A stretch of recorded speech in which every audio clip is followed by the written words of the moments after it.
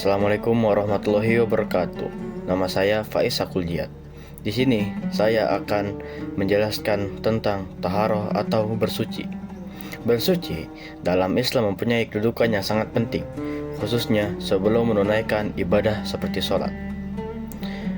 Hukum taharah sendiri merupakan wajib bagi tiap-tiap mukallaf laki-laki dan perempuan. Hal itu ditegaskan dalam sebuah hadis riwayat Muslim yang berbunyi seperti berikut. Rasulullah SAW berkata, Allah tidak menerima sholat yang tidak disertai dengan bersuci. Hadis riwayat Muslim. Tak hanya itu, Allah berfirman dalam Quran surat Al-Baqarah ayat 222 yang memiliki arti, sesungguhnya Allah menyukai orang-orang yang bertaubat dan menyukai orang-orang yang menyucikan diri. Pengertian toharo adalah bersuci dari hadas dan najis. Toharo ini tidak sebatas membersihkan badan. Suci dari hadas berarti melakukannya dengan wudu, tayamum, serta mandi. Sedangkan suci dari najis yaitu harus menghilangkan kotoran yang ada di badan, pakaian, dan tempat. Toharo memang sangat berkaitan dengan ibadah sholat. Sebagai salah satu syarat sah sholat supaya diterima Allah Subhanahu wa Ta'ala. Macam-macam toharo terbagi menjadi dua. Ada toharo munawiyah berserta toharo hissiyah. Berikut penjelasannya. Pertama, toharo munawiyah. Toharo munawiyah merupakan bersuci secara rohani dengan membersihkan segala penyakit hati seperti ria, iri, dengki, atau hal lainnya. Perlu Anda tahu bahwa sebelum melakukan toharo hissiyah, orang harusnya lebih dulu melakukan toharo manawiyah. Serta sesungguhnya bersuci harus dalam keadaan bersih dari sifat syirik. Yang kedua, toharo hissiyah. Toharo hissiyah adalah bersuci jasmani atau membersihkan bagian tubuh dari sesuatu yang terkena najis ataupun kotoran maupun hadas besar dan kecil. Untuk membersihkan diri dari najis dan hadas ini bisa dilakukan dengan menggunakan air seperti berwudu, mandi wajib, serta tayamum bila kondisi tidak ada air.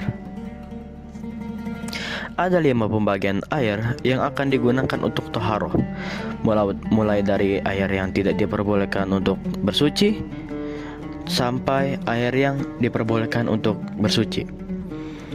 Yang pertama, air suci dan menyucikan, yaitu air mutlak atau masih murni sehingga dapat digunakan bersuci dengan tidak makruh atau digunakan secukupnya tanpa berlebihan. Lalu yang kedua itu adalah air musyammas atau air yang dipanaskan dengan matahari di tempat logam namun bukan emas.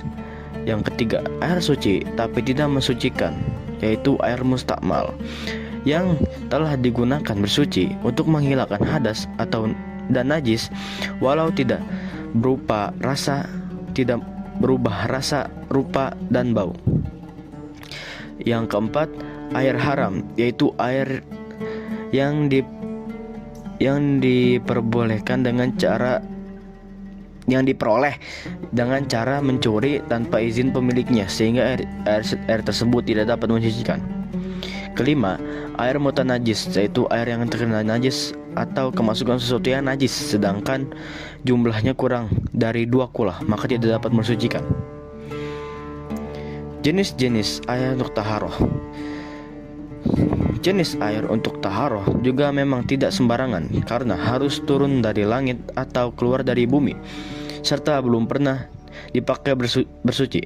Berikut adalah jenisnya. Yang pertama adalah air hujan, yang kedua adalah air laut, yang ketiga adalah air sungai, yang keempat adalah air sumur, yang kelima adalah air salju, yang keenam adalah air embun, yang ketujuh adalah air telaga. Assalamualaikum warahmatullahi wabarakatuh. Saya dari kelompok mandi dan nama saya Akbar Fahri Abdul Majid akan menjelaskan bagian sejarah mandi. Sepanjang sejarah umat manusia, berbagai peradaban kuno telah merancang sistem untuk memungkinkan air dialirkan ke pusat-pusat populasi. ritual mandi harian tertua yang dapat diverifikasi dapat ditelusuri hingga era India kuno. Mereka menggunakan praktik yang rumit untuk membersihkan pribadi dengan mandi dan mencuci 3 kali sehari. Budaya ini dicatat dalam karya yang disebut Sutra Griya dan masih dipraktikkan saat ini di beberapa komunitas. Assalamualaikum warahmatullahi wabarakatuh. Nama saya Adrian Agustiansa. Saya dari kelompok PAI kelompok 3. Saya akan menjelaskan hukum mandi wajib. Hukum mandi wajib itu mazhab Syafi'i mewajibkan mandi wajib meskipun air mandi keluar tanpa adanya kenikmatan. Mazhab Hanafi dan Maliki berpendapat bahwa mandi wajib tetap wajib meskipun tidak ada kenikmatan saat air mani keluar. Ketika seorang selesai mandi wajib dan keluar air mani saat kencing, maka mandi wajib tidak lagi diwajibkan menurut mazhab Hanafi dan mazhab Hambali. Namun mandi wajib diwajibkan jika air mani keluar sebelum kencing. Pada kondisi ini mazhab Syafi'i berpendapat bahwa mandi wajib hukumnya mutlak untuk dikerjakan, sedangkan mazhab Maliki berpendapat bahwa pada kondisi demikian tidak diwajibkan sama sekali untuk mandi wajib. Assalamualaikum warahmatullahi wabarakatuh. Perkenalkan, nama saya Adhan Fadil Khairun. Saya dari kelas 11 MIPA 2 ingin menjelaskan tentang mandi wajib. Jadi, mandi wajib atau mandi besar adalah mandi atau menuangkan air ke seluruh tubuh badan dengan tata cara tertentu untuk menghilangkan hadas besar. Hal itu adalah pengertian dari syariat Islam. Arti al-ghusl secara etimologi adalah menuangkan air pada sesuatu. Assalamualaikum warahmatullahi wabarakatuh. Saya Najun Hazim Muntazar. Di sini saya akan menjelaskan tentang penyebab mandi wajib. Yang pertama itu ada bersetubuh, kemudian yang kedua ada keluar air mani, yang ketiga ada berhenti darah haid, kemudian yang keempat keluar darah nifas, yang kelima wiladah, dan yang keenam meninggal dunia. Assalamualaikum warahmatullahi wabarakatuh. Perkenalkan, nama saya Muhammad Nanda Nugro. Saya akan menjelaskan mandi sunnah. Mandi sunnah adalah bagian dari toharo atau mencucikan diri. Tidak hanya mandi wajib yang ditunjukkan untuk menghilangkan hadas besar. Ada pula mandi sunnah yang dianjurkan pengerjaannya sebelum atau sesudah melakukan aktivitas tertentu. Assalamualaikum warahmatullahi wabarakatuh. Nama saya Fayaz Sakul Jihad. Di sini saya akan menjelaskan penyebab mandi sunnah. Yang pertama, sholat Jumat. Yang kedua, sholat 2 hari raya. Yang ketiga, ihram haji dan umroh. Yang keempat, sholat gerhana.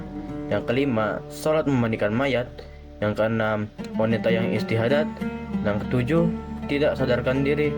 Yang kedelapan, berbekam. Yang kesembilan, malam istimewa. Yang ke-10, menyucikan diri.